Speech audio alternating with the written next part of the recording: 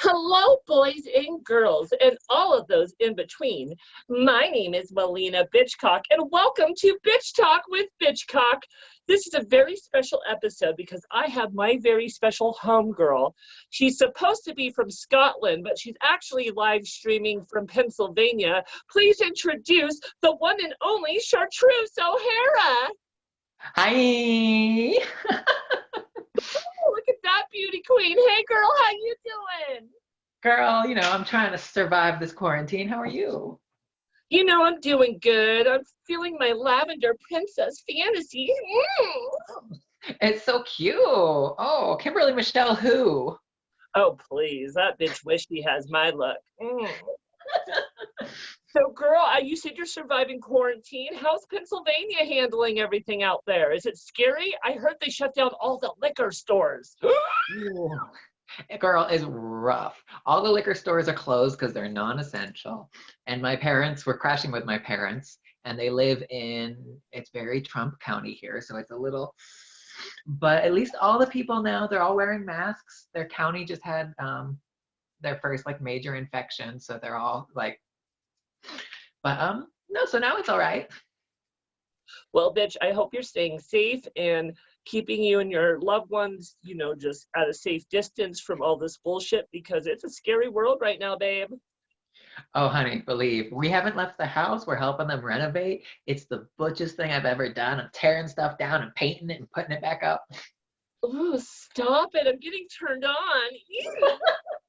So, Chartreuse, as I mentioned, originally I thought you would be streaming from Scotland as the original plan was. So let's just spill a little tea, because I remember a little birdie telling me before you guys took off that if the coronavirus screwed up your plans to go to Scotland, you were going to burn the world down.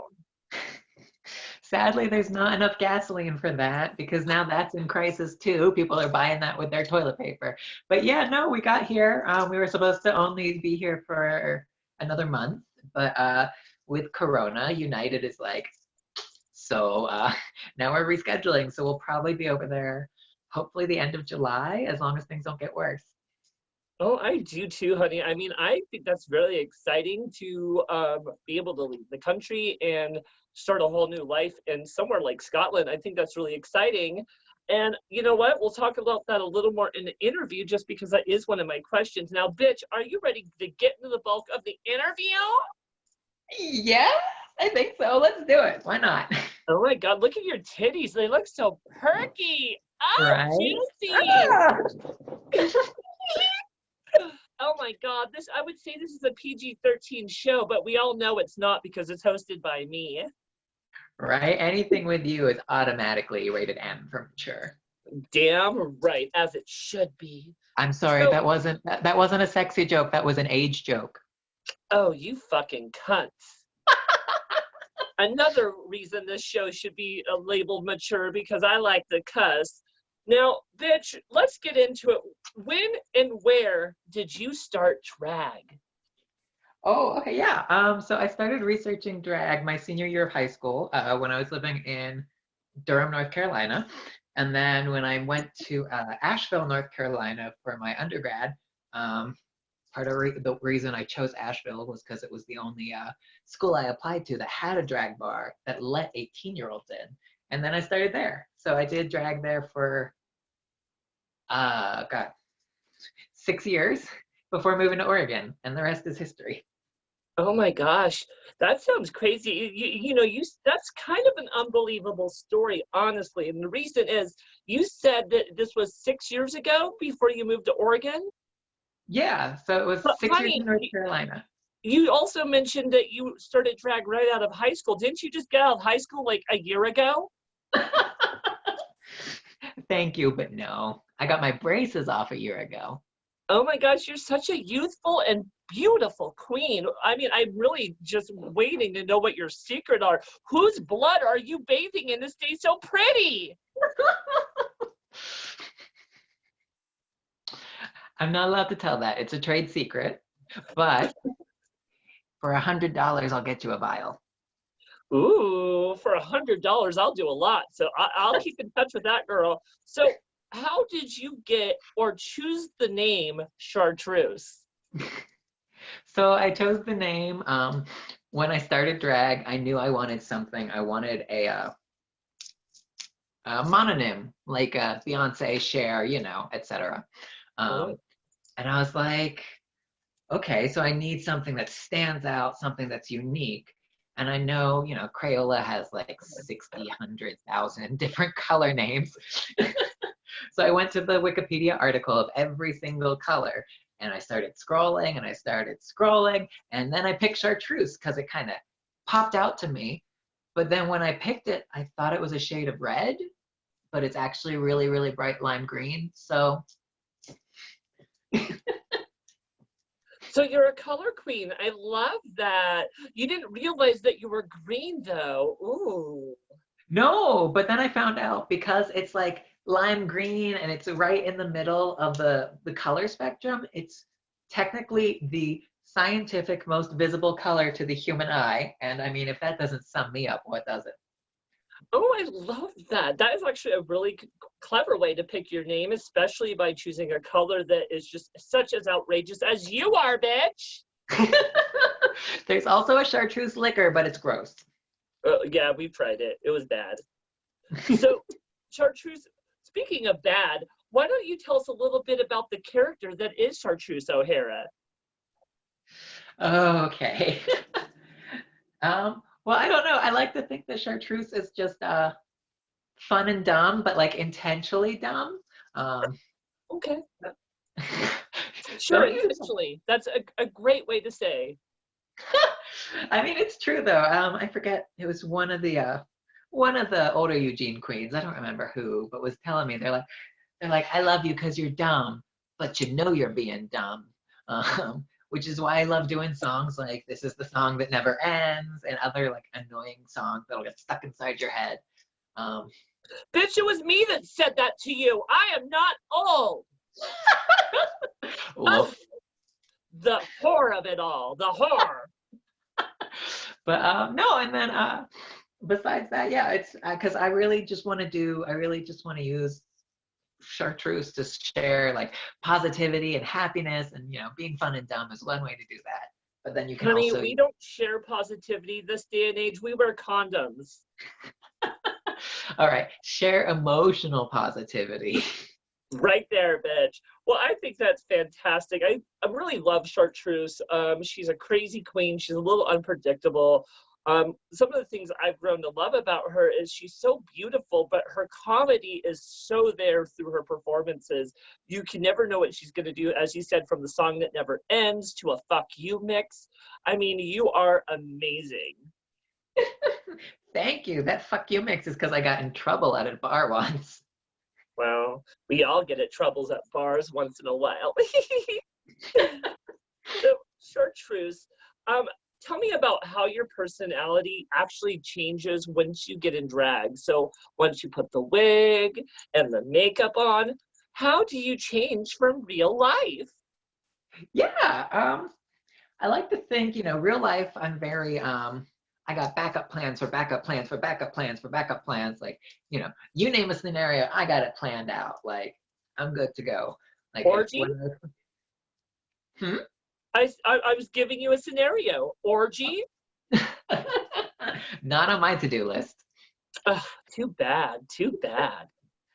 Honey, I am a monogamous woman, but we'll talk about that later. Oh, and I know your partner, and I'm sure he would be down. Just add a few queens like me and Shima.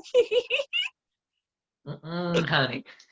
No, but yeah, so like all of that kind of planning and anxiety about the future kind of goes away once I get the wig and the makeup on, and I'm able to be more in the moment and more.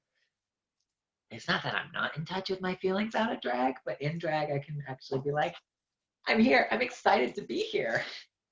What do you love most about yourself once you get in drag? So, like, once you put it all, what's the one thing that makes you feel good about yourself? Is it like the confidence? Is it feeling beautiful? Is it knowing you can get away with doing anything? Tell me. I would honestly don't know. I mean, the looks are always a plus. People always take a pretty polished queen more seriously than a busted queen. I learned that pretty fast when I started.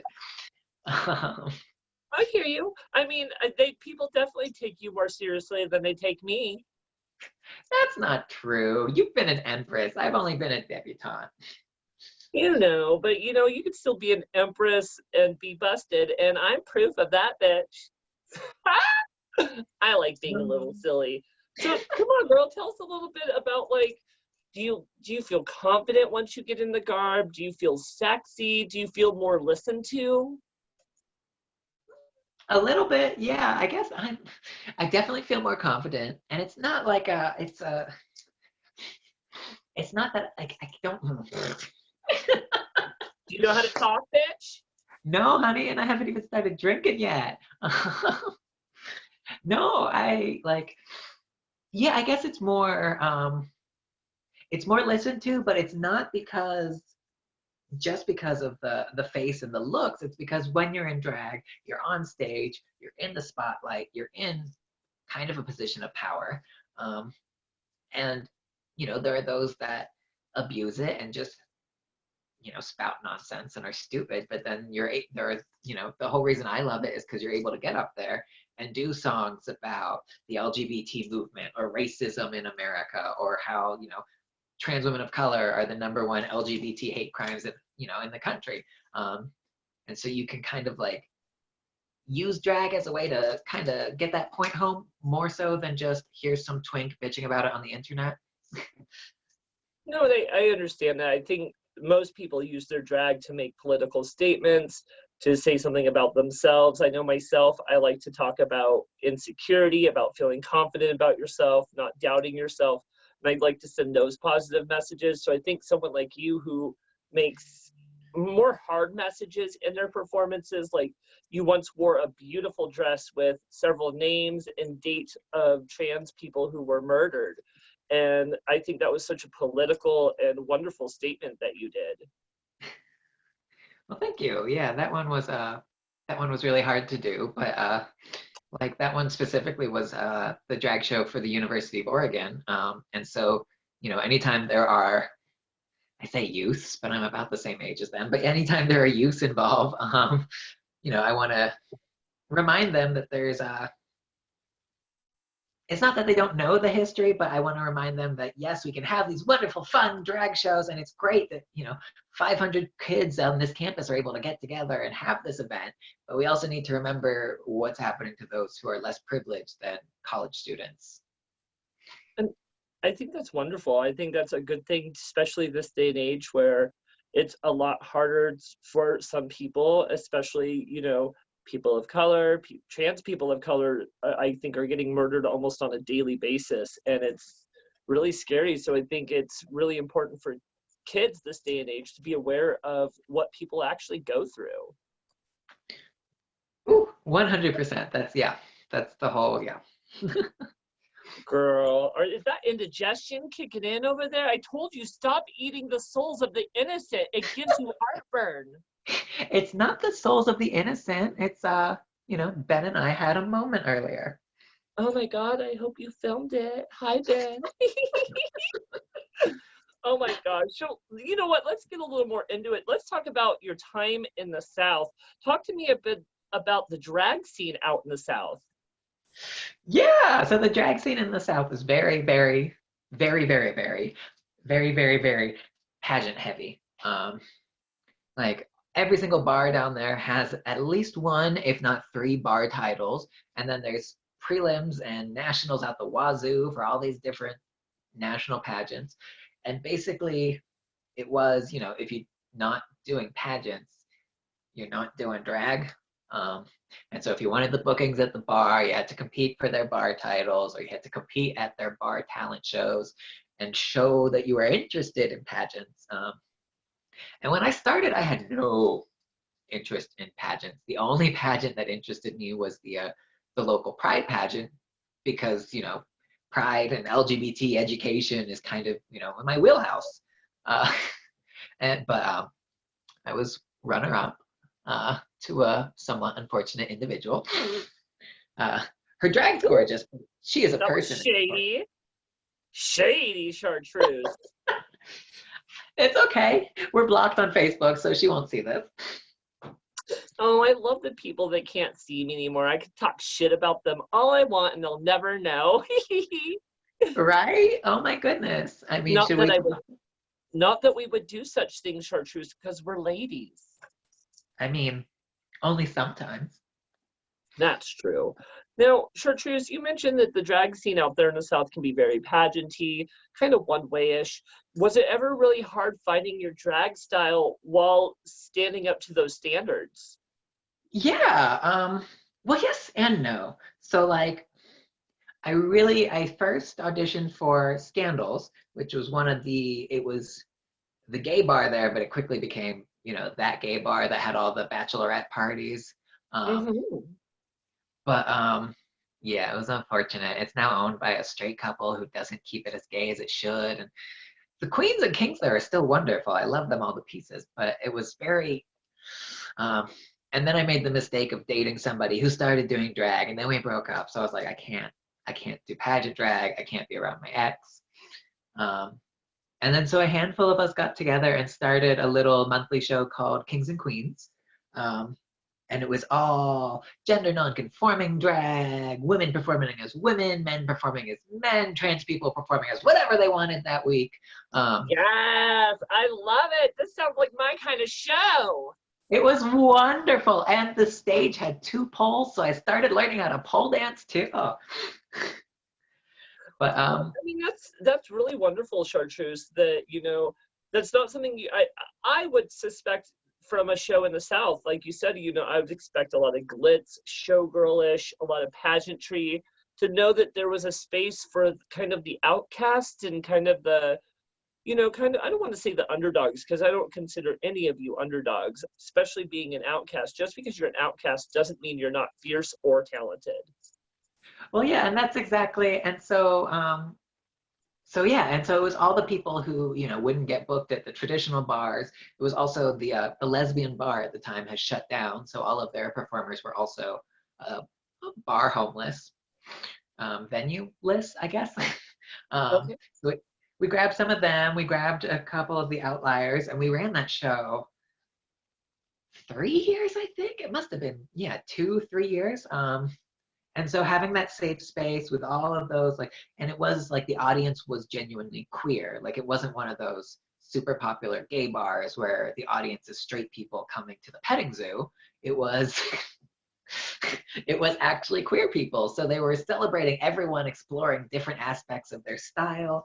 So it was kind of difficult because it was very much like the drag that you do is valid, it's gorgeous. And it's like, all right, it was valid and it was gorgeous, but it was also busted. So you should have given me some creative criticism, but thank you for accepting me flaws and all.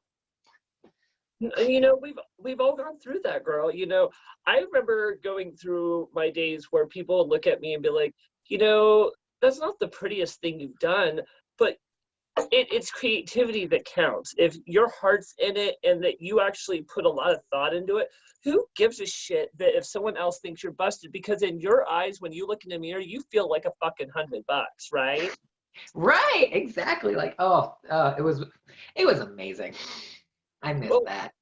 I've heard you did a lot of amazing events out there in the South, including an amazing event that you like to call Condom Couture. So why don't you talk a little bit about Condom Couture and some of the other important events that you were involved with out there?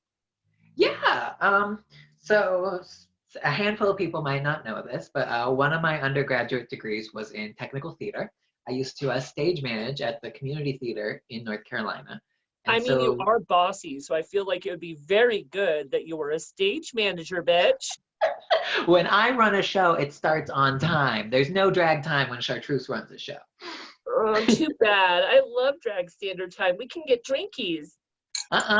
Drinks are for after the show. But no, so working at the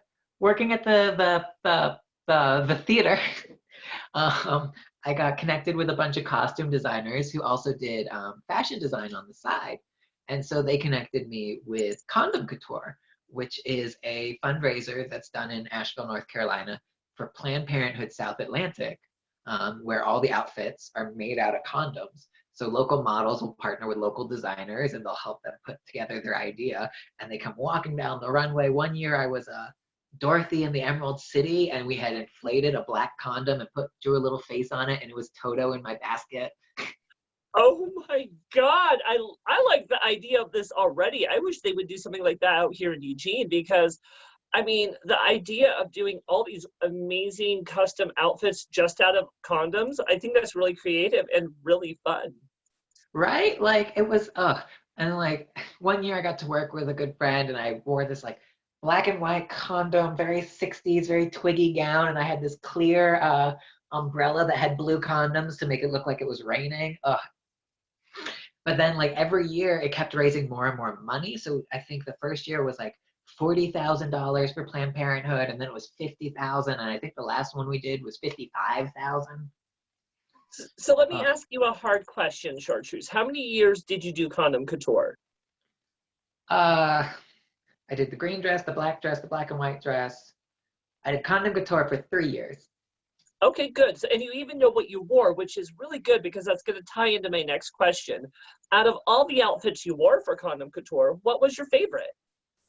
My favorite aesthetic-wise was definitely the first one I wore, which was the Dorothy in the Emerald City, because it was the most recognizable.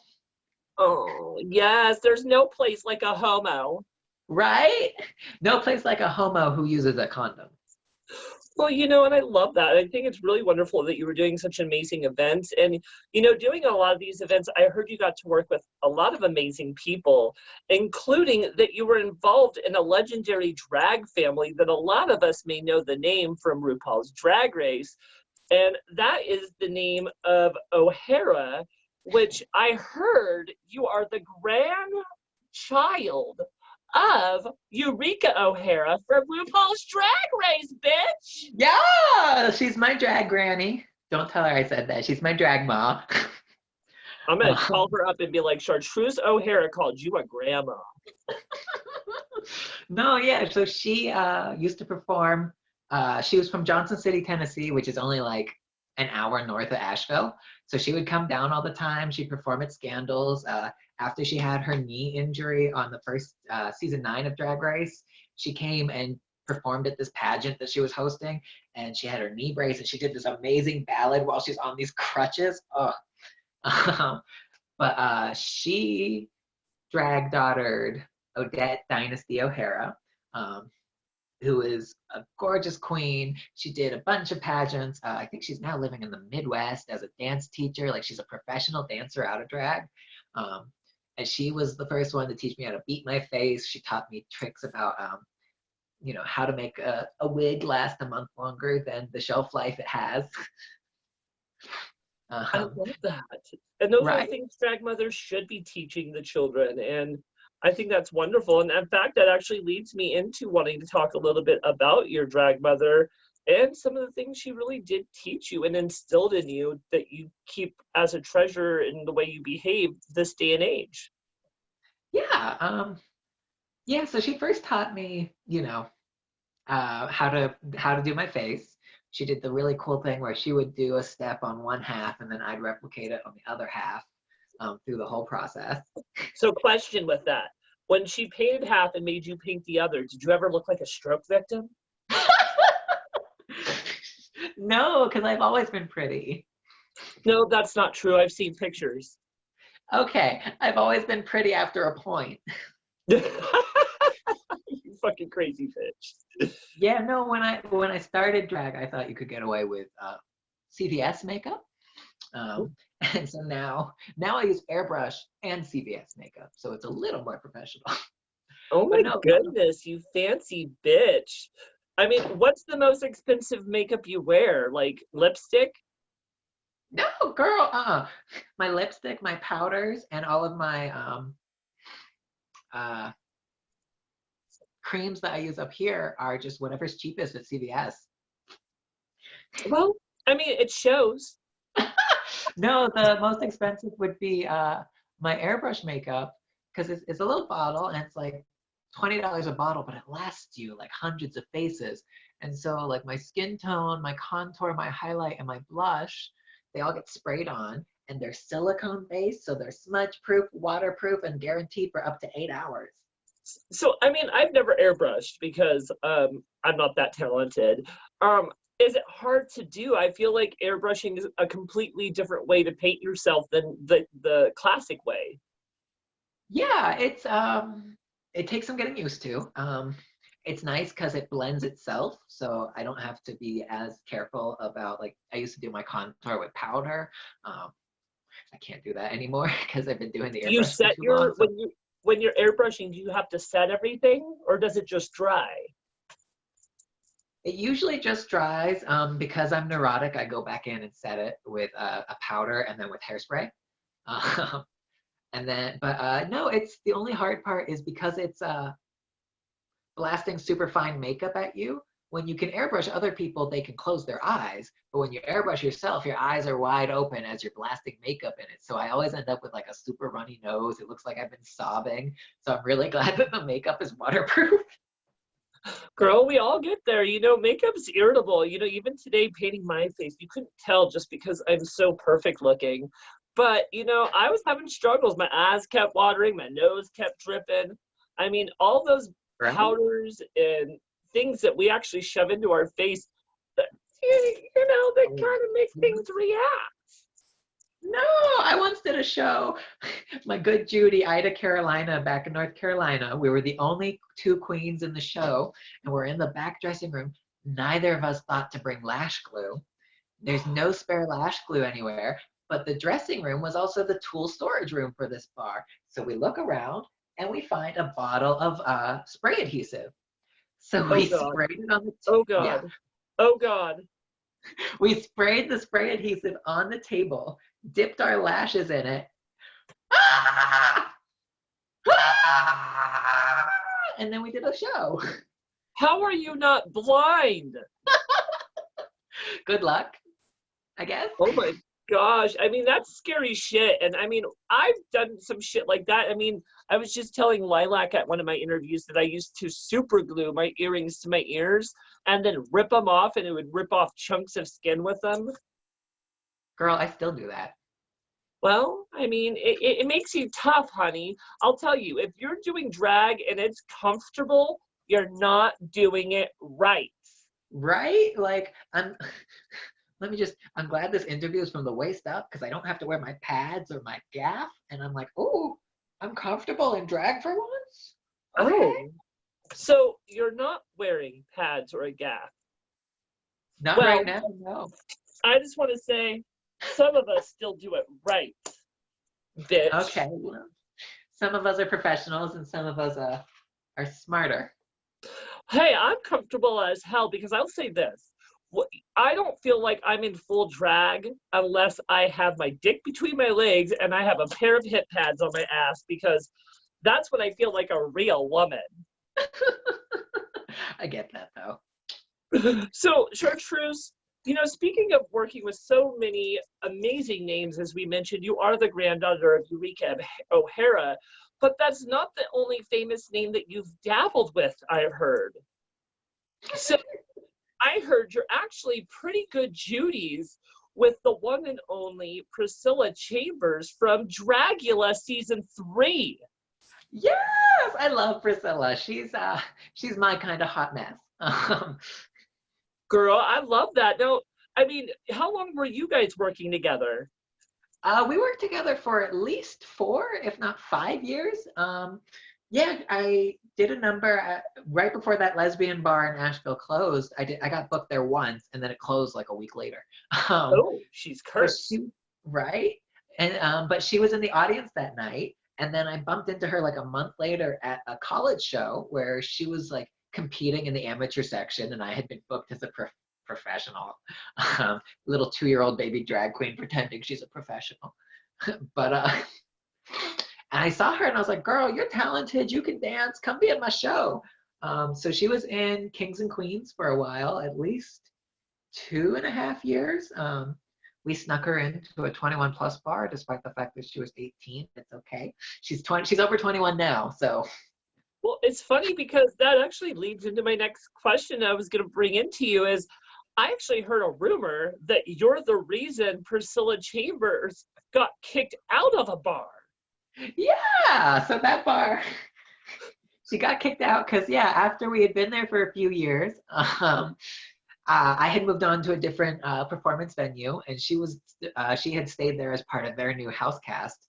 But then the bar owner found out that she had been lying about being 21 for a couple of years, and they were like, "We love you, you're amazing, but you're gonna cost us our liquor license. Get the fuck out."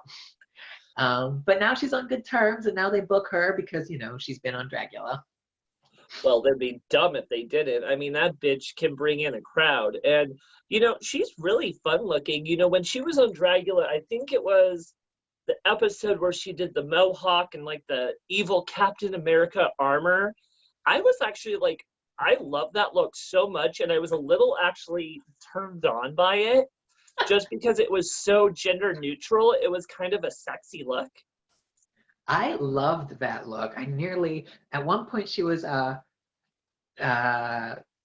thinking about selling some of her Dracula looks, and I was like, if that one goes up for sale, I might try to. I don't think. Ooh.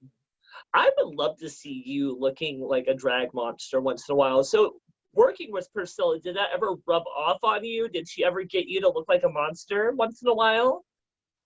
I did sometimes. I did a fun little voodoo number where the only thing I wore was black duct tape. So I had little black duct tape X's over my nipples, and I had a black duct tape tuck, and then around all of my joints I did to make it look like stitches. Um, Somewhere deep in my Facebook is a very, very, very my butt in that outfit. Oh my. Oh goodness. Was it your real butt or a padded butt? Oh, girl, that was back when I didn't wear pads, so it's all real. Oh my goodness. I can't wait to look and see what a real bottom looks like. But you know, and I don't think at that point I was kind of already set in my drag style. And then she really came into her monster drag style because she started a little show called Party Foul, which was a monthly show, and she invited me to co-host it. And we did that show for at least a year and a half before I moved to Oregon. And now right now it's, you know, quarantine time, but whenever it's not quarantine time, it's a weekly show at the auditorium down in Asheville, and it's a fun show. I think that sounds a lot of fun. Priscilla was actually one of my favorites from her season. Her, Landon Cider, and Eva Destruction were probably my favorites from the whole season. And I was kind of rooting for Priscilla. She had such a fun personality, and she almost had that underdog feel that I'm kind of used to as a drag queen myself, just because, you know, I know how it is to be underestimated or be treated differently just because you don't look traditional drag queen. And, you know, I think the one thing to remember, especially something you could probably teach the kids, Miss Chartreuse, is, you know, you don't have to look a certain way to be validated. And, you know, you could be beautiful like Chartreuse, or you could be a freaking crazy drag queen like me or Priscilla Chambers, and you could still be validated. 100%. Yeah, that's I wanted her to win just because I love her drag, I love her as a person, but also I didn't want her to win because I knew what winning would do to her personality. Oh my gosh. Did Priscilla ever paint Chartreuse? No. Come on, Chartreuse. I would love to see you with some cigarette eyebrows. Oh, honey, no. If drag was a little town, Priscilla and I would live on opposite side of the tracks. With the restraining order in effect, right? Right? Yeah. Well, you know, it's funny because I feel like Priscilla's not the only Dragula girl that you've worked with, which is so funny because you are such a prissy drag queen. You are so girly. You tend to look like a woman. You have that bitchy attitude that I tend to love. But you're working with all these monsters, including Priscilla Chambers, me, Maliena Bitchcock. We know that I'm a fucking crazy bitch. And I've heard rumors that you even worked with Abora from Dragula season 2. Yeah, Abora was part of my, well, she wasn't part of my house cast, but she was a special guest at Kings and Queens every now and then. Um, How but crazy was that bitch? she was intense. I love her drag and her aesthetic and her nose and like she's crazy and I love it. But her at the time her ability to read an audience was a little not super great. Um, so she eventually, the bar owner was like, she's kind of killing the show. We need to find her a show for that crowd. So eventually she found her crowd. She moved to Atlanta. She found her people. And she occasionally comes back up to Asheville for Party Foul, Priscilla's monthly show. But at the time I was kind of the reason that she got ran out of Asheville. So wait. You're saying a pretty blonde drag queen was the reason that a drag monster was chased out of the South? Oh, I mean, isn't that always? I mean, not to be your traditional blonde white woman, but isn't that what we always do? privilege, that's just privilege at its very horrible. And, at least you're a bitch and you can admit it. It wasn't intentional. She needed to find her people. Oh, I love that. She needed to find her people. She needs to sit at the back of the bus, please, because she's a monster. No, that's not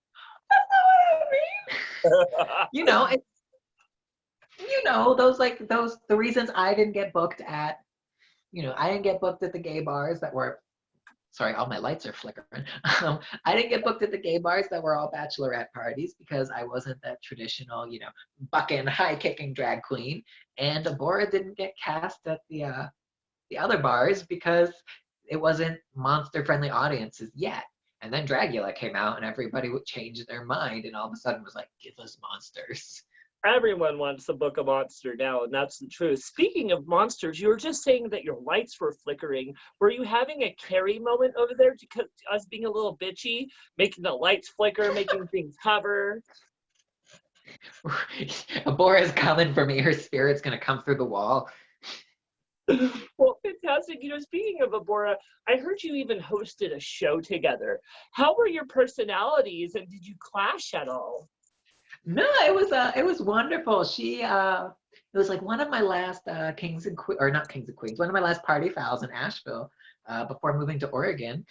And so we hosted the show together and she is just a lot of fun. And it's that fun, kind of that relationship we have where you pretend to hate each other and everybody loves when you're catty to each other on the microphone. I don't know what you're talking about. I've always loved you. You're just always so mean to me. No, but it was super fun. Yeah, she'd be like, you're such a, she sounded like the emo kids from South Park. Like, you're such a poser. You're such a conformist. And I'd be like, girl. I'm probably going to get you in trouble with this next question, but I say, why the fuck not? Worst that's going to happen, you'll get sued. So tell us something that we may not know about Priscilla Chambers or Abora, seeing that you've worked with both of them for many years.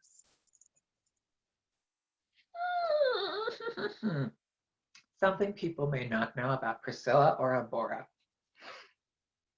Let me think. Did Abora ever go through a pretty phase? She tried once. It was very, very pretty, traditional drag. But and Priscilla did a couple pageants as well.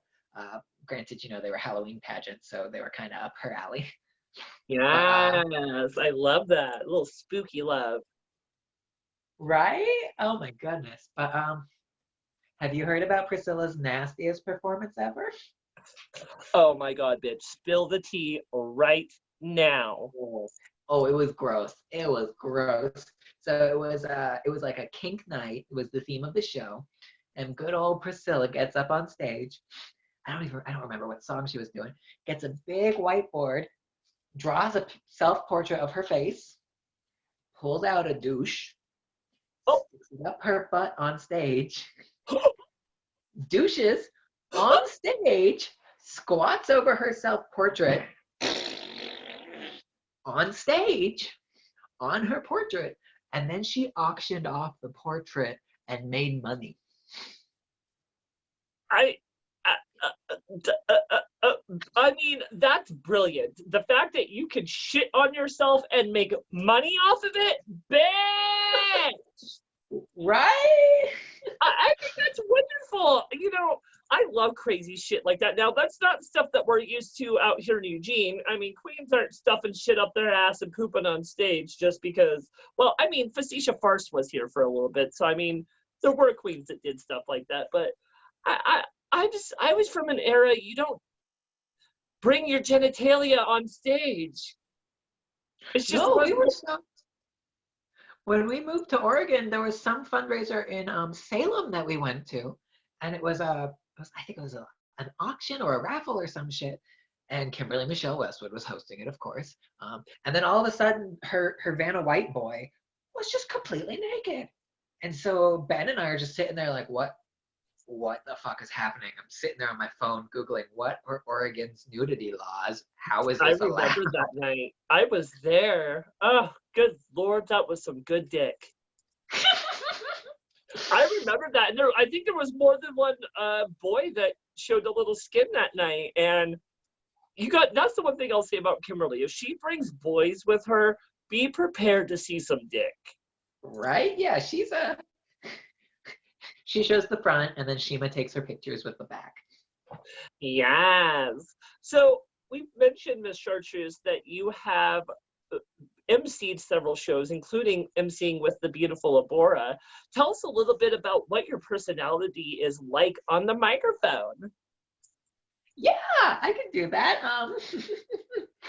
I'm very it's 50-50. Well, it's not 50-50. I'm very wasn't that wonderful, because I always try to keep the audience as engaged as possible. The worst thing you can do as an MC or as a performer is, create or elongate a lull in the audience's energy, because then they're just like, why the fuck am I here? I'm not going to tip this next bitch, which is not what any of us want. So I try to keep it high energy. I try to sprinkle in, I like to do PSAs about consent and safe sex whenever I MC. When I MC'd back in Asheville, it got to the point, my catchphrase was, consent is not just sexy, it's motherfucking mandatory. Ooh, and it got to the, yes. Right? And so I got to the point whenever I started it, the audience would yell back the second half, because I had been MCing so long, and they all knew that was, such an important point, especially at a bar, for people to understand. And I think it's good that you did stuff like that, and, letting people know that consent is that's something that I don't think a lot of people understand, especially at gay bars or drag shows, is you need to have permission before you touch people. You need to have, especially drag queens, if you're going to go on stage or you're going to even see them off stage, you need to have any permission before you touch us, because it takes a lot of work for us to look the way we do. And for someone to manhandle us, it's not a good thing, especially because we're already out of our element. We're already feeling uncomfortable, so to have someone that we don't know touch us without even being asked, it's a big no-no, boys and girls and those in between, because this is our personal bodies. Because just because we're putting ourselves in display and we're wearing sexy outfits doesn't mean that you don't ask. Right? And that's like, even though these are fake or our padding's fake, it's still, we can feel it. It's, it's not like it's our actual body, but we can still feel you manhandling us. And it's like, it's better that you're grabbing here instead of somewhere there's no padding. But how about you be a good person and just not grab anywhere, you jackass? I hear you. If you want to grab something, let me just grab myself and let you watch it, because, honey, I'm good at putting on a show. So, Chartreuse, you are a crazy bitch. I think that you are known for doing some of the most craziest things. In fact, one of the first times I ever met you, when you first moved here to Eugene, I believe it was Pride, and you weren't even you were a drag queen, but you weren't in full drag. You actually were giving me some Sisters of the perpetual indulgence realness. In fact, I realized that the reason you did that was because you were quite involved with the Sisters of the Perpetual Indulgence out in the South. Is that correct? Yeah, I was. I wish I had pictures. I should have planned ahead. But yeah, I was. I was one of the founding members of the Beer City Sisters, which is the Asheville, North Carolina chapter of the Sisters of Perpetual Indulgence. Tell us a little bit about who the sisters are and what they do. Yeah, so I'm sure most drag people have seen them, but they're wonderful. They classify themselves as drag nun clowns. So they do the clown white face, and then they'll do drag makeup on top of that. And they normally have really punny names. My name as a sister was Sister Perry Van Winkle. Ooh, I knew a Sister Berna Bush. Oh, okay. I love that. Um, I always said if I became a sister, I would be Sister Spread a Red Sea. I love that too. Oh my goodness, that's fantastic. But I love it. And so they do this fun, crazy nun drag and these fun, crazy names as a way to like grab people's attention. And then while they have your attention, they're going to talk to you about HIV prevention or whatever other nonprofit they're raising money for at that point in time. So really it's a group that's dedicated to good works in drag. They just happen to be dressed up as nuns while they do it. No, and I think that's fantastic. And the important thing to realize is the sisters aren't a local chapter. Well, they're local chapters, but they're all over the world. In fact, I mean, we have them here in Portland, San Francisco, you have them out in the South. Something that you might be able to give us a little clarification that I only know a little bit about is all the sisters wear really wonderful headdresses. Now, I heard, depending on what region you come from, depends on what your headdress looks like. Is that correct? Yeah, that's 100%. So it's not even which region, it's which local chapter you're in. Each local chapter has its own, they're not copywritten, but their own, this is our headdress. So the Blue Ridge or the Beer City Sisters in Asheville have a headdress that's kind of shaped like a mountain since they're in the Blue Ridge Mountains. I think the San Francisco or the... Are they the bras? They might be, yeah, the traditional bras. There's a group that has these gorgeous, like, they flare out and they look almost like an awning, and then they have the fabric coming behind them. Like they look like you could stand under them in the rain and you'll stay dry, and they're gorgeous. Ooh, I love that. And the sisters, I think, are such an important part of the gay community because, like you said, they're teaching safe sex. When I was in part of a queer youth group, when I was only 22 years old, I met my first sister of perpetual indulgence when I went to a youth conference. And she was in full garb. She was dressed in her full nunnery. And her name was Sister Crucifixion. And she was the sweetest thing in the world. And, I remember her looking over at me and be like, oh, you are the cutest little gay boy ever. And I'm like, I'm just a little nervous. I'm not used to this. And she took me by the hand, and I was her best friend the whole night. Oh, yeah, the sisters are so good at like making everyone feel welcome, making everyone feel like part of the event. And they do, much like actual nuns, they do kind of what they call confession, in that like if somebody talks to them, and especially when they're talking about HIV prevention and folks we have lost to HIV, people will come to the sisters and tell them their personal experiences, or I have a friend and my friend's suffering or just found out they're positive or going through this transformation. But much like a nun or a priest taking confession, the sisters will keep it to themselves, help the person work through what's going on at the moment, but the person can walk away knowing that I have somebody to talk to, and my not dirty laundry, but my personal experiences aren't going to be shared to the world. I think that's so beautiful because there's a lot of youth that don't really have a lot of people they feel safe to talk to. So if we do have someone that is kind of whimsical, beautiful, and fun to be around, it's a little easy to talk to, and to know that you also have that confidence and that confidentiality where it's not something that you're going to hear back like on the microphone at another show or anything. I think that's really important, especially to give to our youth of the community, because again, there's kids who can't talk to their parents, there's kids who can't really talk about their sexuality, and to have someone like that in the community, I think is really important.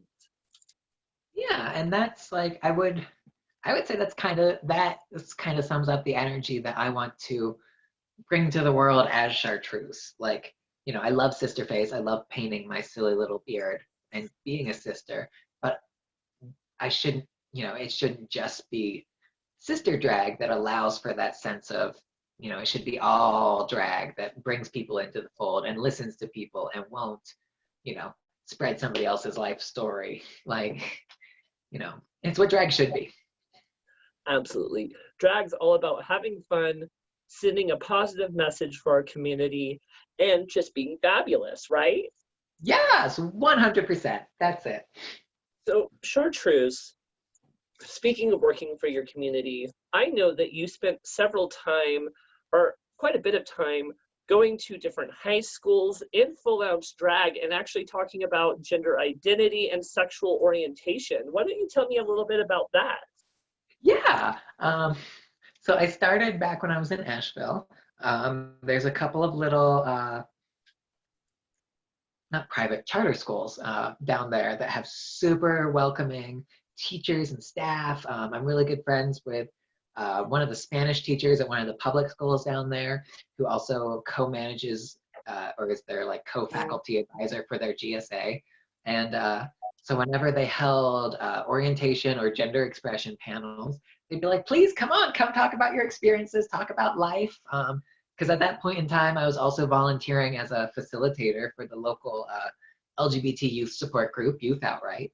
And so anytime there was a chance, I would go in full face, or, if it wasn't about gender, but orientation, I'd go out of drag. And, be able to tell my story, coming out, finding drag, finding where I identify out of drag, and being able to answer any of the kids, any of the questions that they have about that whole process, and learning, how to be true to themselves without having to fall into those like mean girl-esque stereotypes. No, and that's good to know. Like, how did the kids actually react when meeting you or seeing you in drag at high school? Well, at that point in time, there was a lot, at that point in time, Drag Race had kind of just reached its mainstream popularity. So there were a lot of folks, even outside of the GSAs, that were like, oh, it's a drag queen. She's so pretty. Look at that jewelry. Oh my goodness. But, and then once you get into the GSA, you get the first round of kind of superficial, like, I love your makeup, I love your outfit, da da da da da. But then as the kids start to relax and realize that, this is a character, but not really, like it's not too far a stretch from me out of this. And that, Chartreuse is essentially a real person, then it becomes genuine conversations about, where they are in their life, how to deal with, one parent super okay with it, but one parent isn't, what to do about extended family, how do I go about changing my name, changing my gender identity marker, like, and so it becomes very,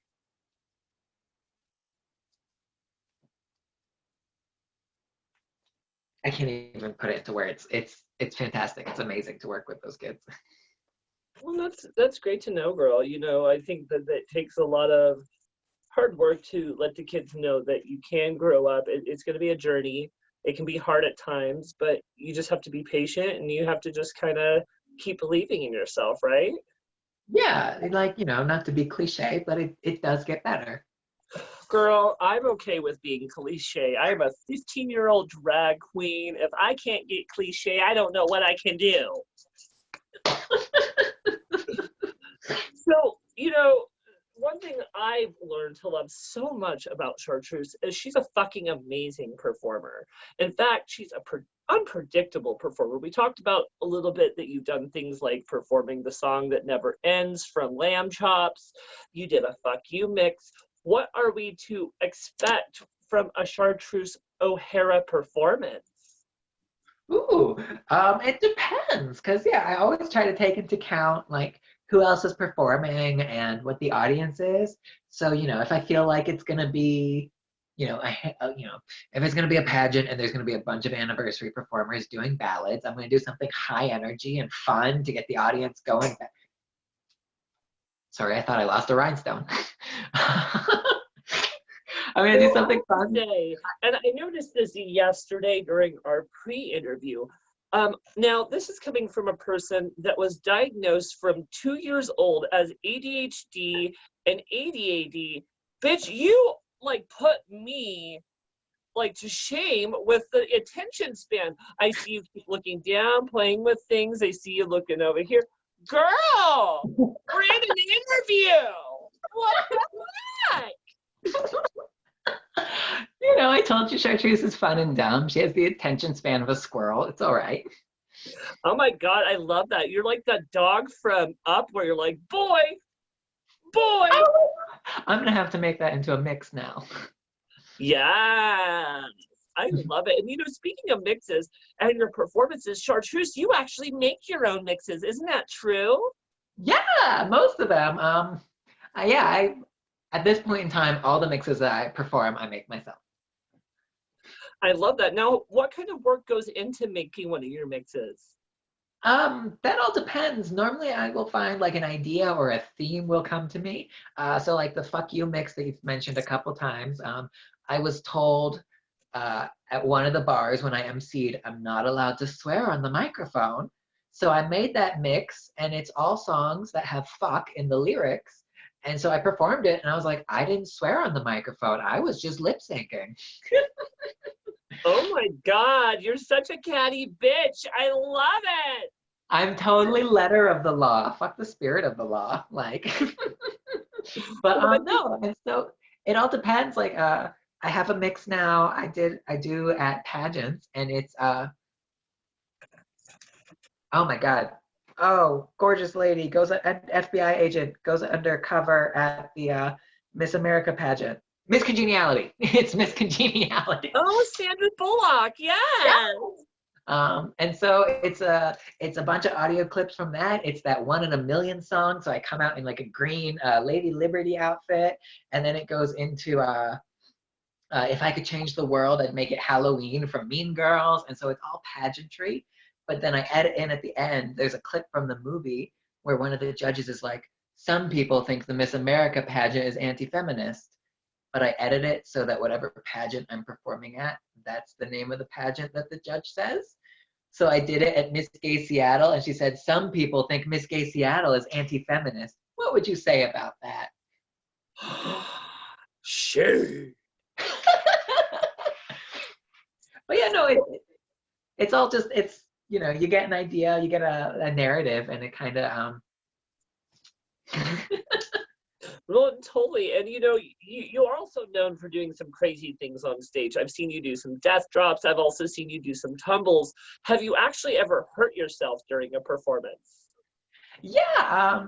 So I've got 2 fun stories about that, actually. Ooh, girl, share the tea, girl. So I did this show at one of the bars, and I'm doing my number, and I'm feeling it. So I'm like, I'm going to get on the bar. Oh, no. So I get up on the bar, totally forget that there's a ceiling fan, and I stand up and whack, whack, whack, whack. And then on the 5th whack, my wig gets caught in it. So I'm standing on the bar doing this, trying not to lose my wig. And then I'm like, fuck, pull the wig off, jump off the bar. I'm like, this is intentional. But then if you look over my shoulder, there's just a wig flying off the ceiling. Oh my God, that puts to shame anything that I've ever done. I mean, I've lost tits on stage. My wig has taken a trip across the stage. But I mean, that's some crazy shit. Now, I mean, I'm sure you had a headache, but that doesn't sound like that caused any serious injuries. I know you have done performances that you've actually hurt yourself. Yeah, I've done, so I used to be, I say this like I'm, ancient, but when I was young and full of energy and could afford to hurt myself. Honey, when you're over 25, you're not young and innocent anymore. Right? Oh my God, it just, but But no, so Scandals, when I used to perform there, had like a 4, maybe 5 foot high platform next to the stage. So I would like to get up there, do a big like boom, boom, boom, and then jump off that 4 foot platform into a knee slide. Oh, And so I did that one time, and I get backstage, and I have ripped through all 5 pairs of pantyhose. There's a flap of skin just hanging there, and luckily one of, I know, right? Oh, it gets better. Luckily, one of the other performers in the show was a registered nurse. So they bring me over to the garbage can. I'm lifting my leg over the garbage can. They send somebody to the bar for like 3 shots of pure tequila and start pouring it over and cleaning the wound for me. It burned like a motherfucker. oh my God, Chartreuse! That sounds so nuts. You know, the craziest thing I ever did, I was performing a Melanie Martinez song, Pity Party. And I thought I was going to be dramatic and funny, and I was going to kick this stool over. And all I remember was kicking the stool and feeling the searing pain on the top of my foot. And I said, you know what? No, who cares? I'm going to finish the number. I get backstage, I take my heel off, and all the girls start screaming and like, oh my God, what did you do? And there's this giant baseball that has grown out of my foot that it looked like I pretty much dislocated something. I either broke something. A bone was like sticking out of my skin. And you know, me, I'm such a professional. All I could think of was not sit down and take care of myself, was I have one more number. I need to get ready for that one more number, and I'm going to shove that foot into a boot and do that third number. And guess what the fuck I did? You did your next number. Damn right, bitch. The show must always go on. I would have done the same thing. You know, you can't. The thing about people don't realize about drag queens is we hurt ourselves so often. And, you know, I've hurt my knees very many times. I've skinned my elbows. I mean, there are so many things that we do to ourselves trying to entertain you all. And, you know, when you give us $1 bill, I mean, that's only paying a portion of our medical bills. Right? Oh, the worst is when you accidentally do it to somebody else, though. Have you actually ever hurt someone in the audience on accident, bitch? Spill the tea. It wasn't too bad. He recovered quickly. So after that incident, skinning my knee, I then learned that a lot of queens, to avoid ripping their pantyhose, will use oil sheen on their knees so that they can do a knee slide, and they'll actually slide and they won't get caught on the floor and they won't skin their knees. Okay, but I feel like you would turn into like light speed and go whoo. Yeah, and I did that right into somebody's crotch. Oh, hi, nice to meet you. My name's Chartreuse. And it's like, sorry you're crippled over in pain, but here, I'll take that $1 now. Oh my God, that's so fucking crazy.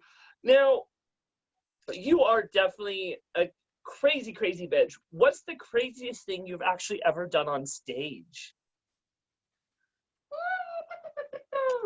Craziest thing I've ever gotten done on stage.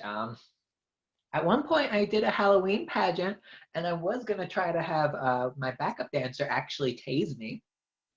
Okay, did you want to actually get shots? Yeah, no, I wanted it to be like it was gonna be the big final, like drag my dead body off stage kind of moment at the end of talent.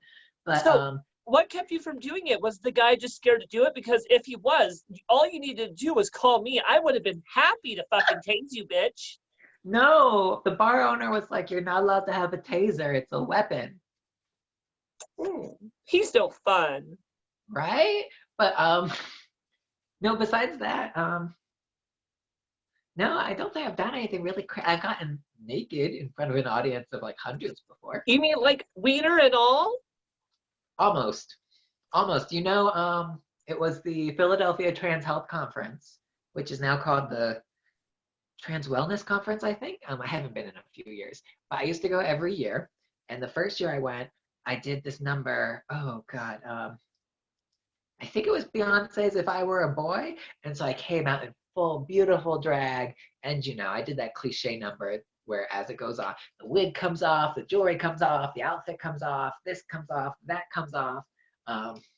And so I, wash my makeup off on stage. And so I'm just left standing up there with a little triangle of duct tape.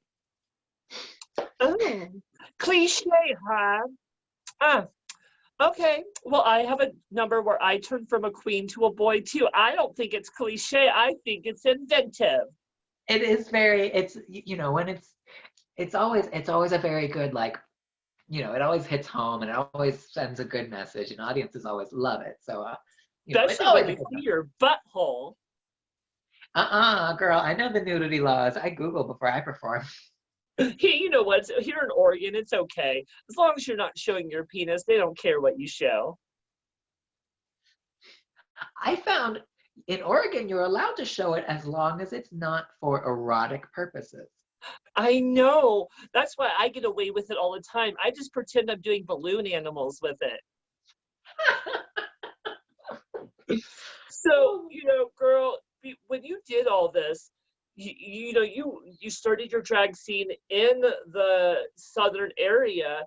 Then you moved all the way out here to Eugene. How was the Eugene drag scene different from the South? I don't. Were we more bitchy? No, Eugene was like super welcoming. I think you guys were just happy to have one good queen finally. Oh, honey, please. I had to mentor you your whole fucking career here in Eugene. Sure. I was like, this is how you're beautiful. You have to wear 10 pounds of makeup. You have to have a 10-inch dick. And you have to be ready to be a whore. Honey. No. But no, it was super nice. It was very different. It was nice to kind of get away from everybody doing like a 120 beats per minute dance number where they're kicking above their own face. I love that drag, but it was nice to get a break from it. And it was a lot more, well, not quite more drag diversity, but a different type of drag diversity, which was super exciting to see. Absolutely. We definitely have a diverse drag scene out here. We have the pretty queens, we have the clown queens, we have the crazy queens, we have the gender neutral people. I mean, we have so many fantastic drag performers that, it really is refreshing. And I will say this, as if any of you beautiful drag performers are watching right now and would like to be interviewed, please send me a private message on Facebook, because I would love to interview everyone. Anyone who embraces the power of drag, I think you're beautiful and I think your story is needed to be heard. So, Chartreuse, when you moved here to Eugene, I actually know that you ran a little pageant and won and became the debutante of Eugene. Is that true? Yeah, debutante was my first ever official title, the first pageant that I won. How was it to wear white for a whole year? I mean, I'm still doing it. I mean, whores aren't supposed to wear white, right? It's okay. I'm gonna dye it all green. But no, it wasn't too bad. As long as you know how to accessorize and rhinestone it, you're good to go. Well, tell me a little more. Like, tell me about your debutante experience. Like, did you do anything exciting? Did you meet any wonderful people? Tell me a bit about your experience as debutante. Yeah, being debutante was great. I got to find out I had no experience with the Imperial Staff and Court system, so it was nice to see that there was essentially the sisters, but in not whiteface. And so it was that same kind of nonprofit philanthropic work. I moved to Oregon to do my master's in nonprofit management, so specifically fundraising. So being able to do drag and fundraising was fantastic. Getting to know people in Salem and Portland. I think I only did Oregon events when I was debutante, but getting to know those folks and was a lot of fun. I really enjoyed being able to kind of sprinkle different types of drag numbers at different court events up and down the I-5 because everyone had fun. I think the first coronation I went to, Kimberly Michelle Westwood did her Dora the Explorer mix, and I That nearly fucking bitch. I mean, there is no one more beautiful throughout all of Oregon than Kimberly Michelle Westwood. And the fucking horrible thing is, that bitch is talented too. I mean, sure, we can say that. No, she's fantastic. You mentioned her Dora Explorer look. Oh, her Dora Explorer look. I mean, that was one of her more funny routines. Oh yeah, I love when Kimberly does funny. She knocks it out of the park. Like Kimberly's funny mixes, I love. And then whenever she does her gowns for coronation, she's gorgeous. Like that flower dress she wore for Eugene's coronation. Oof. That bitch just was trying to outshow me. She knew it was my step down, and she was just trying to look better than me. But you know what? Who showed her? Because I fucking looked amazing.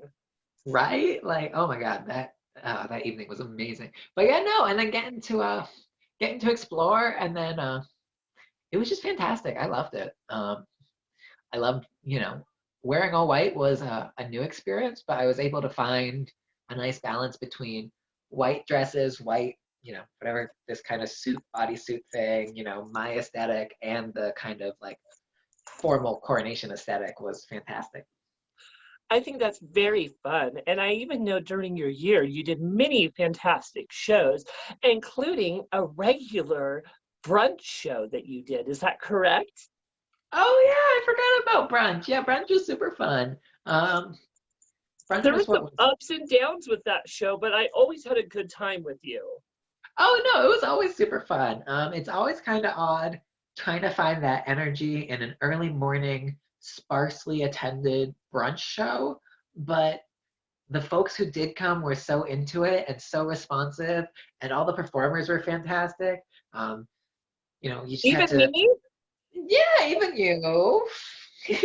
I mean, you were so good. I asked you to fill in for me when I was gone for the summer. I think I did during your year. I think I did brunch probably like 20 times because, anytime you need an extra queen, even when you didn't need a queen, I'm like, can I come and perform with you all? I really like to feel important. Well, we loved having you, and like the more people who show up, the more people show up. Absolutely. And the one thing that I really thought was important about the drag brunch that you did was that it was an all ages event.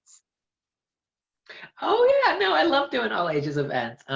It's dangerous. Girl, you're acting all surprised like you didn't know any of this thing. I'm like, oh yeah, it was all ages. Oh yeah, I did a brunch. Who knew this? Girl, I forget what I had for breakfast. How can you forget everything? I smoke weed from the moment I wake up to the moment I go to sleep, and I'm more attentive than you, bitch. Because I've been playing Animal Crossing for 10 hours a day for 30 days in a row. Ooh. So you're where all the Nintendo Switches went. I only have one. Bitch, I have been looking for a Nintendo Switch for almost 2 months, and they're fucking completely sold out throughout the entire world. It's fucking bullshit. So, it's funny, Miss Chartreuse. When you came out here, you also brought the love of your life, which is a beautiful, beautiful, beautiful man, which is your partner. Talk about your relationship a little bit. Yeah. So my partner, his drag name is Ben Maroon. Out of drag, he's Paul. And yeah. Oh, Ben. I'm sorry. Yeah. When you mentioned him, I just can't handle myself. There is very few men in this world that just does it for me, and there's nothing like a man that dresses like a pirate with a giant ship tattooed on his chest that just does it for me. Right? Like, oh my goodness. But no, so he had lived in Asheville for almost his entire life, and we kind of ran in similar but separate circles. So he performed at a different theater than I worked at, so we were aware of each other. To to hear him tell it, he's like, he saw me once, like 4 years before we got together, and was like, that's the boy I'm gonna marry. Let's be honest. He saw you across the room and he's like, that one's a bottom. Probably. Well, you know, and I think it's wonderful that you have such an amazing partner who supports you in your art, and he really does support Chartreuse 100%. He does now, because I've been better as a person. When we started dating, no, I used to be a lot worse in drag. I used to be a lot more of a Leo. Oh, I know. He's told us stories, honey. He's talked about wanting to take Chartreuse out. Oh yeah, and so yeah, and he was very much like, hey, just because you put all this on, that doesn't like change our dynamic as partners. And I was like, I hadn't even realized that Chartreuse was treating him differently than Andy was. So I had to make like an active like, this is my partner, treat him like a decent human being, you stupid bitch, Chartreuse. Obviously, if he's a good man, you need to treat him good. Otherwise, what's going to happen is he's going to create his own drag persona and flirt with all the drag queens, right? Well, that's exactly so. Yeah, and when we got to Eugene, before that even, he had joined me in the Sisters, so he had a male sister persona. And then when we moved out to Eugene, he's like, if we're going to be doing all these drag things, I want to be doing them with you. And I was like, well, let's create you a character. And I was like, do you want to be a boy? Do you want to be a girl? And he's like, I want to be a boy. Yes, and thank God that you're a man like that, because, honey, when you became the pirate man of Eugene, No, that was perfect. He was so excited to be Mr. Emerald Empire. I actually remember his first drag name, because his first drag name when he moved to Eugene was not Ben Maroon. And he's going to get so mad at me that I'm going to say this on live television. It was actually Cheyenne Fiction. Yeah, and so because we all, because I used to have my own little drag family, and we were House Acrylic, and so everyone had a color in their name. So his guard persona when he was a sister was Cyan Fiction, because cyan's a beautiful shade of blue. And then we moved to Eugene, and he was like, that's my sister name. I want to have a not sister name. Also, Genuine keeps mispronouncing it. So, or no, Genuine was the only other person who understood the pun. So somebody else kept mispronouncing it. Maybe it was Daphne. It was Daphne. Bitch, that bitch says everyone's name wrong. She's called me Melania. She's called me Melanie. When she called me Melania Trump, they're almost fighting words right there, motherfucker. But yeah, and so yeah, he wanted to be, and then he realized, he wanted his aesthetic to be pirates, and then he found Ben marooned, like he's been marooned on an island, but it's a color and it's perfect. Oh, Ben, how I fantasize about you on a regular basis. And if you aren't familiar with the Eugene drag scene and have not seen the dynamic between Ben and other drag queens, Ben's really good at getting revenge. I feel like when Paul created Ben, it was the ultimate revenge at Chartreuse, because Ben loves the wenches. He loves a good slutty wench. The uglier, the better. That's why he loves me. And I feel like he flirts with all the drag queens to make Chartreuse jealous. I don't know if it's specifically for that reason, but yeah, he loves it. He loves because yeah, it's interesting because unlike Andy, Chartreuse only flirts with ladies. Oh my God, you're a lesbian?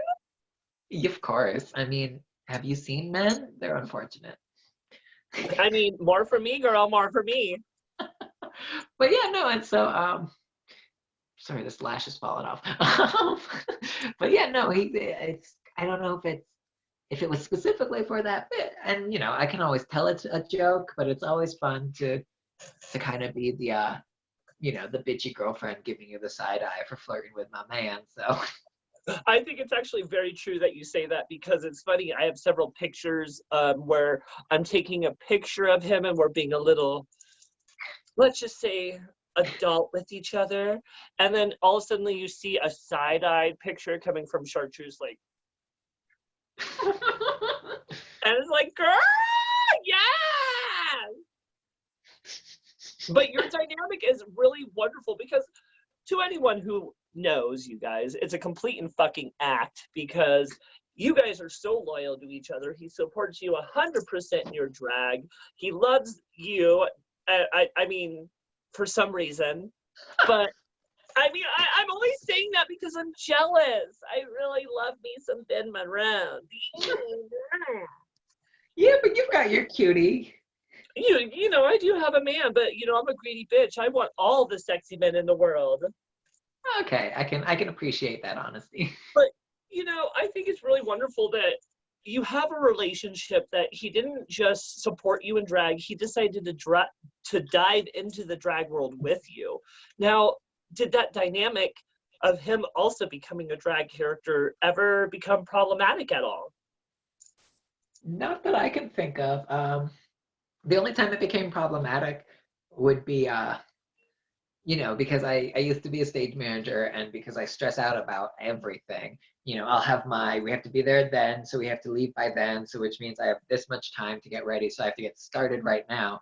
And then because he's a Mr. Performer and, you know, stereotypically Mr. Performers take less time to get ready, it would be like, hey, we gotta go like 5 minutes. He's like, oh, I haven't started my makeup yet.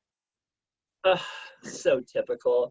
I actually thought the most problematic thing that you would ever deal with having him as a male performer is the fact that you let Shima near him. No, Shima's fine. I have a squirt bottle in my purse for Shima. You know, just make sure it's filled with THC and she'll be fine. She'll just be like, All I do is, or you just show her pictures of the butts from the boys who work at Stag and she'll calm down. oh, honey, she works at Stag. Those are like her brothers. Then why is she posting their butts on Facebook? Because she's into incest. Oh. No, I don't know that. Don't sue me, Shima. I love you so much. So, you know, honey, I think it's wonderful that you have that fantastic relationship with your partner. And I really do love seeing you react to those behaviors where he's flirting to the other queens and kind of being his own kind of individual character. Now, once you were done with your debut year, I heard you actually ran for another pageant. Is that correct? Yeah. Or wait, you weren't even done with your year as debutante when you ran for this pageant, weren't you?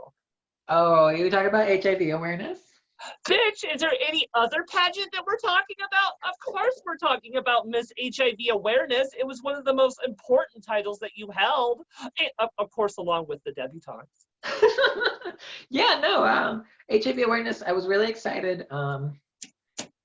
You know, initially I was really excited because of the, you know, the content of the pageant. You know, it's about HIV awareness. It's about prevention and education.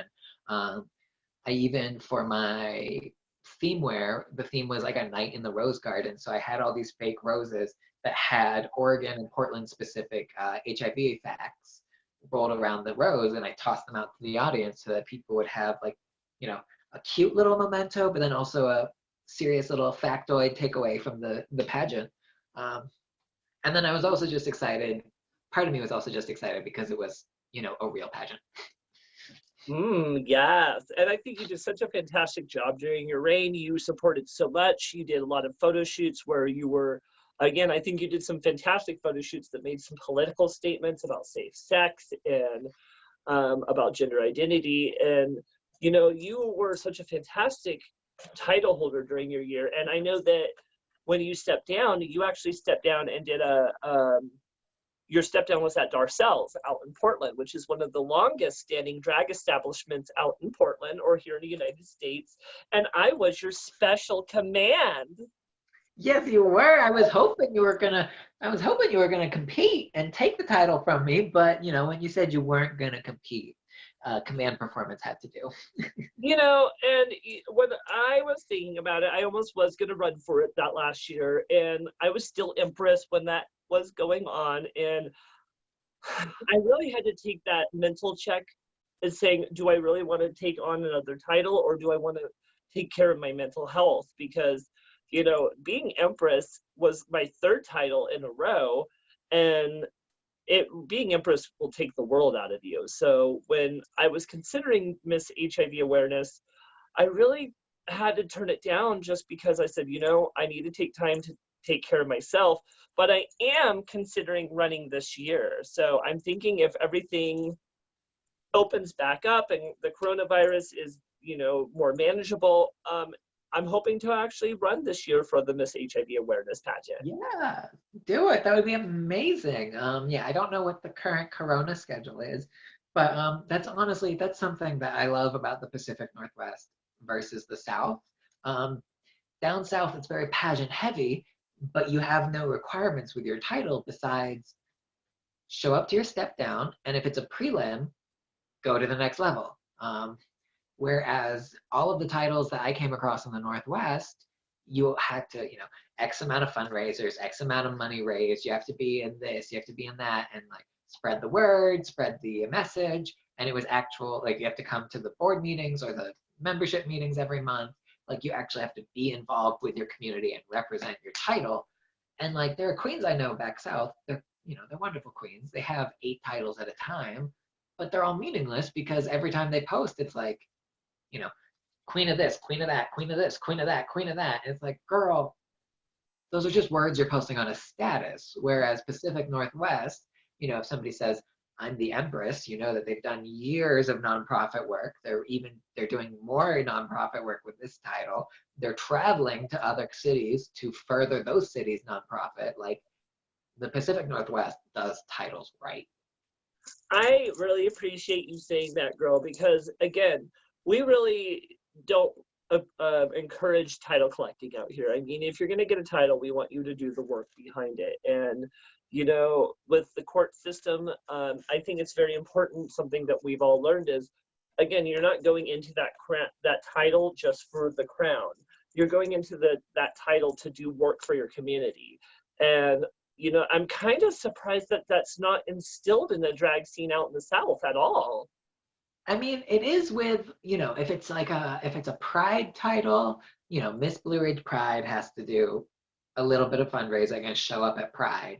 Miss Charlotte Black Pride has to show up at Pride and do a little bit of fundraising.